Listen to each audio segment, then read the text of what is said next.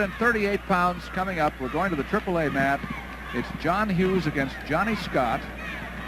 John Hughes of Clinton, Johnny Scott of East Waterloo. East Waterloo looks real strong for the team championship. And you see Scott on the right making his drive on the edge of the mat against Hughes. A lot of championships in that Gibbons family. Yes, there certainly are.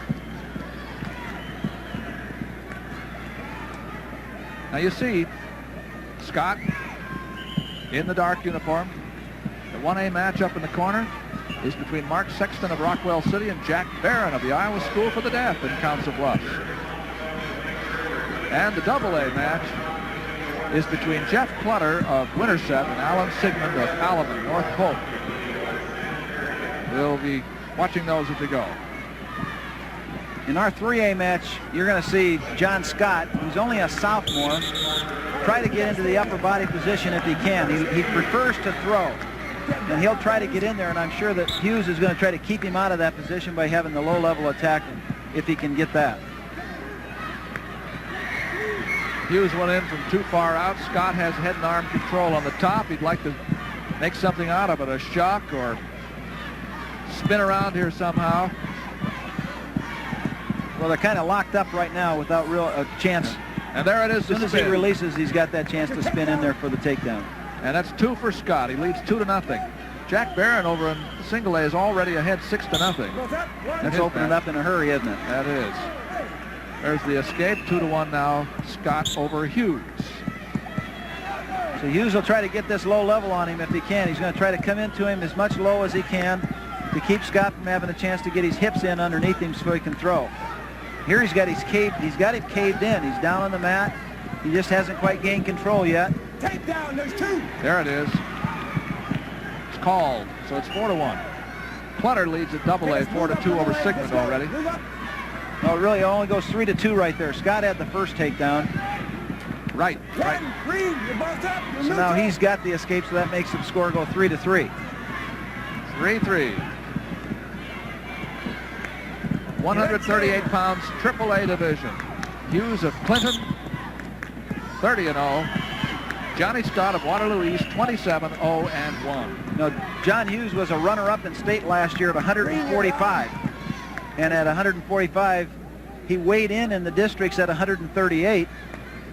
But his coach didn't like the way the bracket was going to go, so he moved him to 145, and he was second in state at 145. So now he's back down to 138 where he was last year. He has the leg in on top. Referee thought it was potentially dangerous. That can be dangerous, too. If one man happens to slip and fall and the other guy's got his leg in, you can get hurt very badly when they go to the mat because they've got so much momentum. 3-3. Hughes again working the leg in, and couldn't make a cradle out of it, and he lost the position. 4-3 now in favor of Scott. Scott did a good thing right there. As soon as he scored that escape, he came right back into him for an attempted takedown, put a lot of pressure on him. Yeah, a lot of times people drop their guard just at the point, don't they? That's right. We always used to say the best time to score is right after a score. Whether it was you or the other guy, be thinking about scoring. The 1A match ended in a fall. We'll be telling you about that a little bit. Jack Barron, the champion, there over Mark Sexton. Here it's 4-3 in favor of Johnny Scott on the left against John Hughes. Here's one of those positions he wanted. You see, he got into that over and under, and then got him straightened up and stepped right past him, but they went off the mat.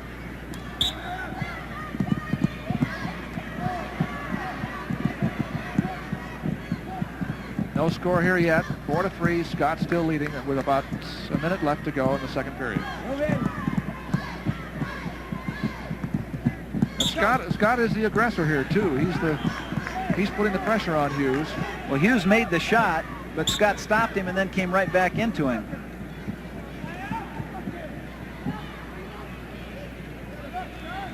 In the center now.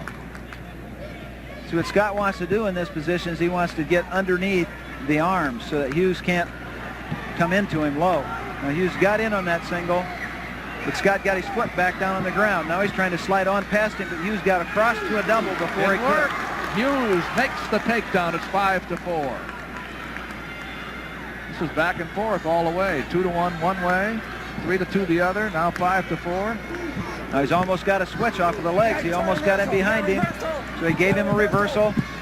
Now Hughes is cutting out so that he's scoring on skate. 6-5, favor of Scott. 6-6, even up.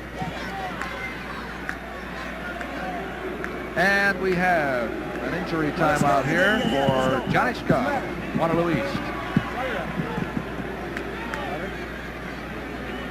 6-6 with 18 Here he seconds comes left to right go. now. We see tries to just wheel right over top. We call that spanking him. He throws his arm up high over top, comes back into a reversal. Now he's got the position for the reversal, but he starts to lose it because he gets below his man. And then Hughes just wisely cuts back out and frees his leg so that he gets out into the one-point escape position. Now he drives right back into him. He's got that head cuff down hard. As he comes into him, maybe that's when he hurt his neck. That's why he stopped on the edge there, perhaps. Dazed or not? How is he? With, let's see, 18 seconds. Okay, cut it off. We're ready to go. Let's go, man. 18 seconds to go, second period. 6-6. Little time out there, and Hughes and Scott get ready to go at it again. Well, we can start the match over from here.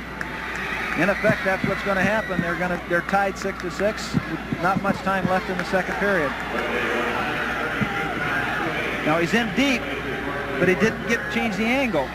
So he got in deep, and he locked his hands in there. I don't know whether the man on top was locking his legs in a scissors, and I think that's what the referee saw and scored 1 point for an illegal hold because you can't straight scissor around the head. That's what he said. 7-6 is the score in favor of Hughes. And we'll set up now to start the third period. Tanner, about a foot below that knee. Okay, go ahead. Here we go. Scott has the advantage in this position, but he trails by a point. Now trails by 2.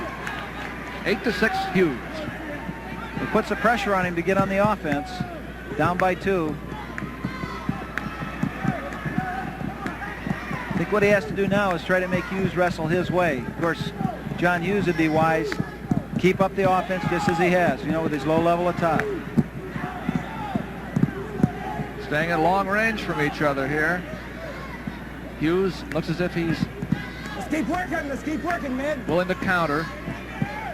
Well, you hear the official say, let's keep working. What he's telling them is the same thing we're seeing, is that both you guys are just kind of standing here. Let's start wrestling. 1:10 to go. This is 138 pounds in the AAA division, and I think we're going to have a We need some action, Rick. You just can't lock in there. little lecture here from referee Larry Blaker. He's going to have to call somebody if it doesn't happen. Now you see Scott. Now, this is the position he likes. He likes it right here. He likes to get in there, and he likes to get locked up. Stay in there. He wants to have him straight up in the air, and he wants his hips in. Trying to get a trip with it. And he did. Nice takedown because But he Scott can't score until he gets a man back on it, so he can't score back points off the edge. But Scott had both his knees in, his supporting parts, and he gets the takedown. See, tying the here he score. is right now as he comes in. You see, he tries to get his hips across, gets the man up over top of his hip. When he lands, he's on, the other man is off. So that's why it's a takedown but no near fall points. 2-2. Well, 8-8, and 43 seconds left to go.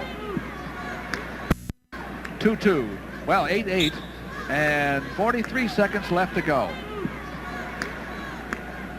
It'll be interesting now to see if he lets him go. Down easy, down easy. He's got him lifted now. He wants to step in between those legs when he comes down. That's his best chance to use the legs as a lever against the man.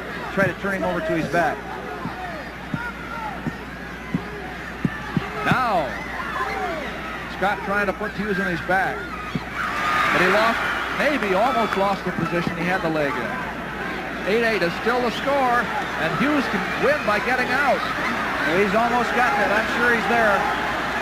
There it is, 9-8. Not enough time, not enough time. Hughes is the winner. John Hughes of Clinton finishes an undefeated season with a 9-8 win over Johnny Scott of state championship team, Waterloo East, at 138 pounds in AAA. Come out here and shake hands, boys. You might be interested in some information from the Big Ten wrestling meet. Iowa has scored 160 and a quarter total points, advanced 9 wrestlers into the championship round. Here we have the awards. Jack Barron, a 19-year-old wrestler from the Council Bluffs area, will be bringing home the gold medal to the Iowa School for the Deaf.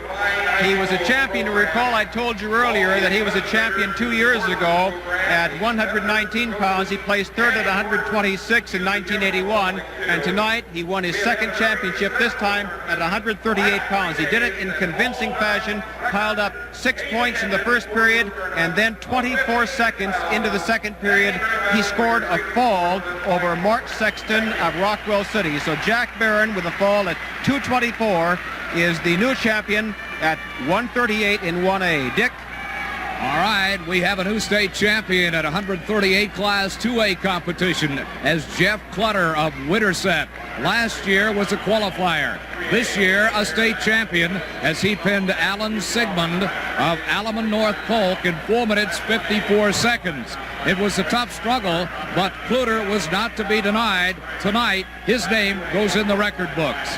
And now, there you see the pinning combination there by Clutter as he puts Sigmund on his back with just 1 minute and 6 seconds remaining in the third and final period.